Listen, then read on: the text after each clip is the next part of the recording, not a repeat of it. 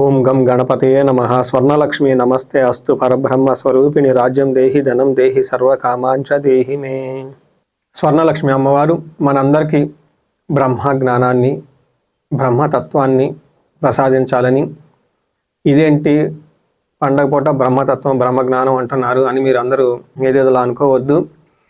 ప్రతి నిమిషం మనం ఎంతో ఆనందంగా చిరునవ్వుతో ఉండాలి. అది ఎప్పుడు వస్తుందంటే, కొన్నిసార్లు మనకి ఇష్టమైనవి తొందరగా వస్తాయి, కొన్నిసార్లు లేటుగా వస్తుంది. కొన్నిసార్లు మనకి ఇష్టమైన వాళ్ళు లేదంటే మనుషులు దగ్గర ఉంటారు, కొన్నిసార్లు దూరంగా ఉంటారు. ఎట్టి పరిస్థితుల్లో కూడాను మన ముఖంలో ఎప్పుడు చిరునవ్వు ఉండాలి, ఒక కాన్ఫిడెన్స్ మనలో ఉండాలి. మనం ప్రతిదాన్ని జీవితంలో చక్కగా ఎంజాయ్ చేయాలి, ప్రతి మూమెంట్ని. అలాంటి యొక్క మానసికమైన పరిస్థితి, ఆలోచన, జ్ఞానాన్ని మనకు అమ్మవారు ప్రసాదించాలి. ఇదే బ్రహ్మజ్ఞానం అంటే, ఇదే బ్రహ్మతత్వం అంటే. అమ్మవారిని పరబ్రహ్మ స్వరూపిణి అంటారు.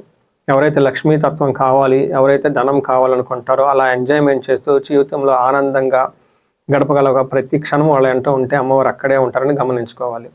అమ్మవారు మనందరికీ రాజ్యం దేహి, మనకు ఒక పదవి, ఒక పవర్, ఒక స్టేటస్, కీర్తి, ప్రతిష్టలు ఇలాంటివన్నీ మనకు అమ్మవారు ఇవ్వాలి. అంతేకాకుండా ధనం దేహి, అమ్మవారు మనకి అమితమైన ధనాన్ని ఇవ్వాలి.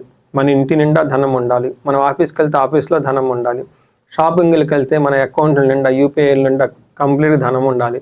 అంతేకాకుండా సర్వకామాంచ దేహిమి, సర్వకామాంచ దేహిమి, ఏదైనా కనుక మనకు కావాలి అని ఒక్కసారి మనసులో అనిపించిన వెంటనే ఆన్ ది స్పాట్లో అమ్మవారు మనకి అన్ని కోరికలు నెరవేర్చాలి.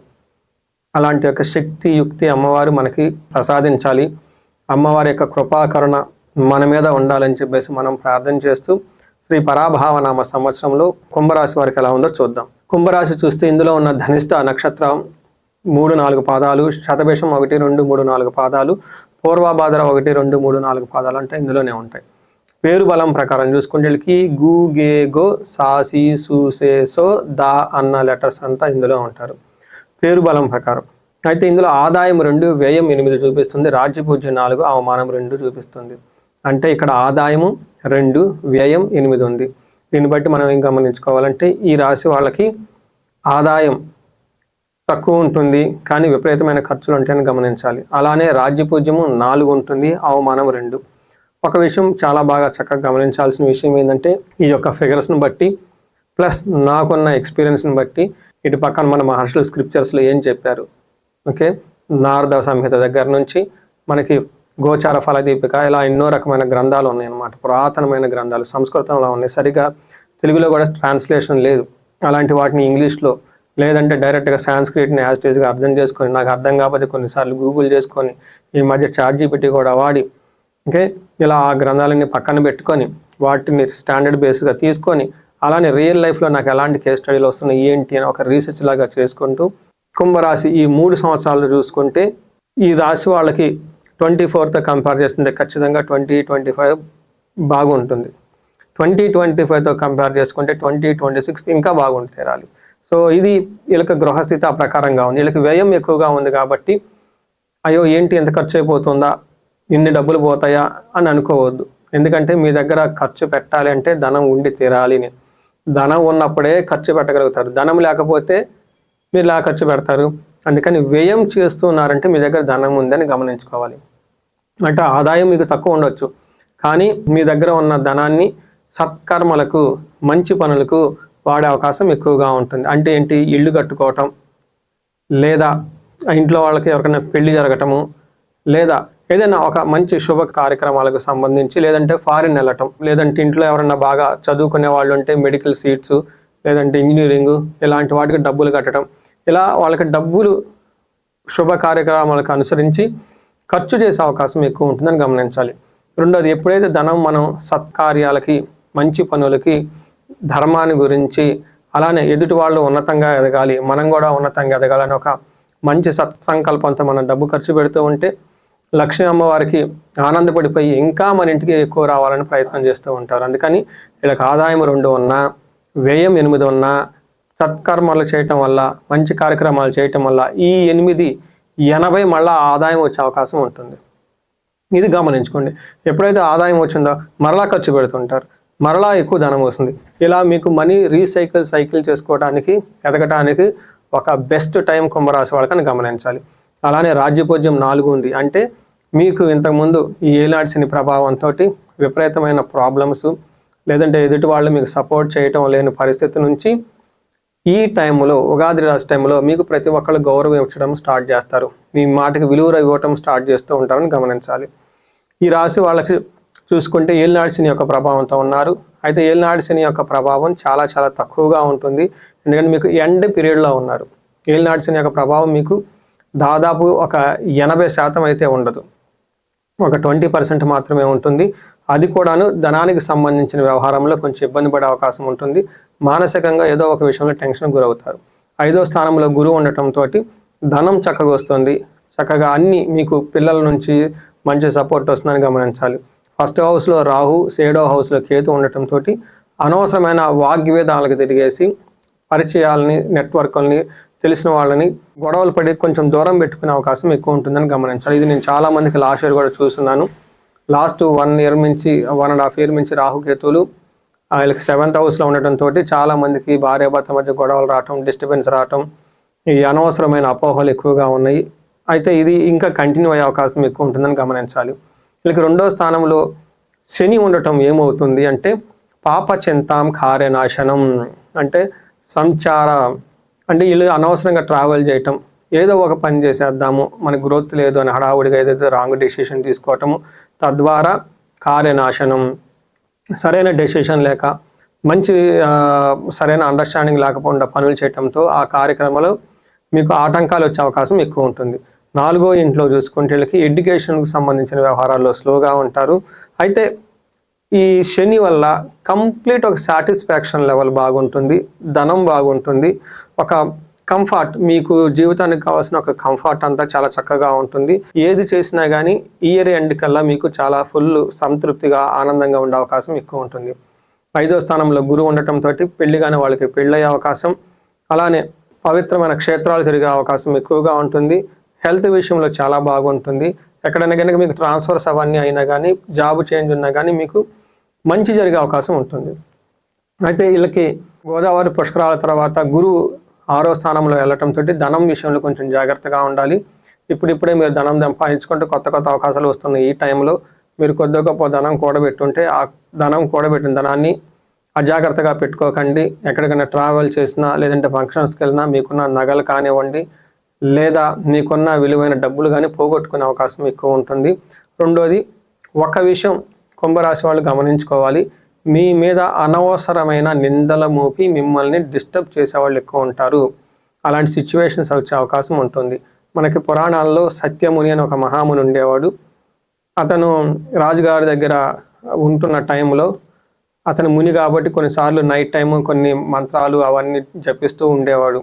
అతను ఒకసారి ఏదో కొన్ని కారణంలో ఆ కోటను అంతా తిరగటూ రాజుగారికి కనిపించారు. నెక్స్ట్ డే ఆ రాజుగారి యొక్క నగలు పోయినప్పుడు వీళ్ళు రాజభట్లు ఆయన చూసి ఈ ముని ఇలా తిరుగుతున్నాడు, అతను తీసుకున్నాడని ఒక రాజుగారికి చెప్పడంతో రాజుగారు అపోహకు గురయ్యి ఈ మునిని చాలా పనిష్మెంట్ చేస్తారు, చాలా శిక్షిస్తారు. అయితే శిక్ష అయిపోయిన మరుక్షణమే మళ్ళా రాణిగారికి నగలు దొరకటము, రాజుగారు వచ్చేసి అయ్యో తప్పు అయిపోయిందండి, మేము అనవసరంగా చేసాము, బాధపడ్డాము అని చెప్తూ అలా. అంటే ఏమవుతుందంటే వాళ్ళు చెయ్యని తప్పుకి వీళ్ళు నిందలు మోపి దానికి సంబంధించిన బాధ్యతలు, శిక్షలు అన్నీ వీళ్ళు అనుభవిస్తారు. ఆ తర్వాత విషయం జనాలకు తెలుస్తుంది. ఇలా మీ దగ్గర కూడా జరుగుతుందని కాదు, బట్ ఇలాంటి జరిగే అవకాశాలు ఎక్కువ ఉంటుంది. మీరు మీ మానాన చక్కగా మంచిగా పనులు చేసుకుంటూ పోతూ ఉంటే గిట్టిన వాళ్ళు మిమ్మల్ని కూలగొట్టాలని చెప్పేసి మీ మీద అనవసరమైన నిందలు మోపి తద్వారా మిమ్మల్ని బాధ్యులుగా చేసి మిమ్మల్ని నిందించే అవకాశం ఎక్కువ ఉంటుంది. ఇది కొంచెం జాగ్రత్తగా ఉండటం ఎంతైనా అవసరం. జన్మరాశిలో రాహు ఉండటంతో అనవసరమైన విరోధము, గొడవలు ఎక్కువగా ఉంటుంది. అలానే ఫారిన్, ఇంటికి దూరంగా ఉండే అవకాశం కూడా ఉంటుంది. సో చూశారు కదండి ఎలా ఉందో ఈ కుంభరాశి వారికి. ఇందులో ఉన్న నక్షత్రం ప్రకారం చూసుకుంటే ధనిష్ట, శతభిషం, పూర్వభద్ర 3 నక్షత్రాలు ఉంటాయి. ఇందులో ధనిష్ట నక్షత్రం చూసుకుంటే వీళ్ళకి రాజ్య లాభము, పట్టాభిషేకము, ధన వృద్ధి జరుగుతూ ఉంది, సంతోషంగా కూడా ఉంటారు. అయితే ఇందులో ఉన్న ఛాలెంజెస్ ఏంటంటే ఈ నక్షత్రం వాళ్ళకి దేహ పీడనము, ధన నష్టం కూడా జరుగుతూ ఉంది. కొంచెం ఫైనాన్షియల్గా వస్తుంది, కానీ ఫైనాన్షియల్గా క్రైసిస్లో కూడా ఉంటారు. హెల్త్ విషయంలో కొంచెం జాగ్రత్తగా ఉండాలి. శతభిష నక్షత్రం వాళ్ళకి రాజ్యలాభం ఉంటుంది, పట్టాభిషేకం ఉంటుంది, ధనవృద్ధి ఉంటుంది, సంతోషంగా ఉంటుంది. చూడండి శతభిష నక్షత్రం వాళ్ళకి ఎంత బాగుంటుందో. ఒక హెల్త్ విషయంలో మాత్రం ఈ రెండులో జాగ్రత్తగా ఉండాలి. శతభిష నక్షత్రం గురించి నాకు బాగా ఒక పర్సనలైజ్డ్ ఒక అటాచ్మెంట్ ఉంది. అందుకని ఈ నక్షత్రంలో నేను ప్రతిసారి చూస్తూ ఉంటాను. ఈ నక్షత్రం గురించి ప్రిపేర్ చేసేటప్పుడు కూడా ఎలా ఉంటుందని చూస్తూ ఉంటాను అనమాట. చాలా రోజుల తర్వాత, అంటే దాదాపు 2.5 సంవత్సరం తర్వాత, 3 సంవత్సరాల తర్వాత ఈ శతభిష నక్షత్రం వాళ్ళ యొక్క రిజల్ట్ చూసి చాలా హ్యాపీ అనిపించింది. ఎందుకంటే శతభిష నక్షత్రం వాళ్ళకి ధనవృద్ధి, పట్టాభిషేకం అంటే కొత్త ప్రమోషను, హెల్త్ బాగుంటుంది, రాజ్యము, కొత్తగా ఆపర్చునిటీస్ వస్తాయి, సంతోషం 5 ఉన్నాయి. చూడండి ఇలా అన్ని పారామీటర్స్ బాగా ఒక 2.5-3 సంవత్సరాల తర్వాత ఈ నక్షత్రం వాళ్ళకి చూస్తున్నాను. ఈ నక్షత్రం వాళ్ళు ఇంకా బాగుండాలని చెప్పేసి నేను కోరుకుంటున్నాను. పూర్వభాద్ర నక్షత్రం వాళ్ళకి సంతోషంగా ఉంటారు, రాజ్యలాభం ఉంటుంది, హెల్త్ బాగుంటుంది, ధనవృద్ధి ఉంటుంది, ధనలాభం ఉంటుంది, సుఖం ఉంటుంది. చూడండి ఈ నక్షత్రం వాళ్ళు కూడా చాలా చక్కగా బాగున్నారు. ఇలా కుంభరాశి వాళ్ళకి నక్షత్రం ప్రకారం చూసుకున్న, గ్రహాల ప్రకారం చూసుకున్న చాలా చక్కగా ఉంది. కాబట్టి శ్రీ పరాభావనామ సంవత్సరంలో ఈ అష్టైశ్వర్యాలతోటి భోగభాగ్యాలతో ఉండాలని చెప్పేసి మనం కోరుకుందాం. ఇన్ కేసు ఎవరికైనా సరే మీ యొక్క వ్యక్తిగత జీవితంలో ఇలా లేదండి, బాధలు పడుతున్నాము, పర్టికులర్గా మీ ఏజ్ 35 నుంచి 45 ఈ మధ్య ఏజ్లో ఉండి ఎక్కడన్నా ఆగిపోయింది, గ్రోత్ అయింది, సడన్గా బ్రేక్స్ వచ్చాయి, సడన్గా ప్రాబ్లమ్స్ వచ్చాయి, సడన్గా ఉద్యోగాల ప్రాబ్లం ఉంది, సడన్గా భార్యాభర్తల మధ్య గొడవలు వస్తున్నాయి అనుకుంటే ఖచ్చితంగా కన్సల్టేషన్ తీసుకోవడం చాలా ముఖ్యం. ఎందుకు అంటే ఆ టైంలో మీ యొక్క దశాభుక్తి ఇండివిజువల్ చార్ట్ని బట్టి చూస్తే ఏమైనా శాపాలు యాక్టివేట్ అయినాయా, ఏమైనా గ్రహ దోషాలు ఉన్నాయో తెలుసుకొని ఆ శాపాలకి, ఆ గ్రహ దోషాలకి సరైన రెమెడీస్ చేసుకుంటే జీవితం 10 రెట్లు ఖచ్చితంగా ముందుకెళ్తుంది కుంభరాశి వాళ్ళకి. ఉదాహరణకి ధనానికి ఎవరికైనా ఇబ్బంది పడుతుంటే స్వర్ణలక్ష్మి విశేష హోమము, కుబేర పాశుపతం చేయించుకోవటం, సరైన కార్యజయము లేకుండా ఇబ్బంది పడుతుంటే మన్యు పాశుపత అభిషేకం చేయించుకోవటము, వీళ్ళు శని పిప్పలాద స్తోత్రాన్ని ప్రతిరోజు నిత్యం ఉదయం సాయంత్రం పఠించటం, హనుమాన్ చాలీసా చదవటం, వీటి చేస్తూనే క్షేత్ర దర్శనాలు చేసుకుంటే చాలా బాగుంటుంది. 2 ముఖ్యమైన క్షేత్రాలు మీకు రికమెండ్ చేస్తాను. ఫస్ట్ది తిరునల్లార్, ఇది మనకి తమిళనాడులో ఉంటుంది. అక్కడ శనీశ్వరుడికి సంబంధించి తైలాభిషేకం చేస్తారు. అది ఖచ్చితంగా ఆ తైలాభిషేకం చేయించుకోవటం ముఖ్యం. వీటితో పాటుగా గుంటూరు దగ్గర కోటప్పకొండ అని ఉంటుందండి. ఇక్కడ మేధా దక్షిణామూర్తి స్వరూపం శివుడు ఉంటారండి కొండ మీద. ఎందుకంటే గురువుకి ప్రత్యేకంగా కొండ మీద ఉన్న ఒక పెద్ద ఆలయం ఏదైనా ఉంటే కోటప్పకొండే. అక్కడ మేధా దక్షిణామూర్తి యొక్క తత్వం అంతా ఉంటారు. ఎవరైతే ఇప్పుడు పీఠాధిపతులు పెద్ద ఉన్నారో వాళ్ళంతా ఈ కోటప్పకొండకి ఏదో ఒక విధంగా అసోసియేట్ ఉన్న వాళ్ళు వీళ్ళు పూర్వీకులు ఎవరో ఒకళ్ళు ఖచ్చితంగా ఉండి తీరుతారు.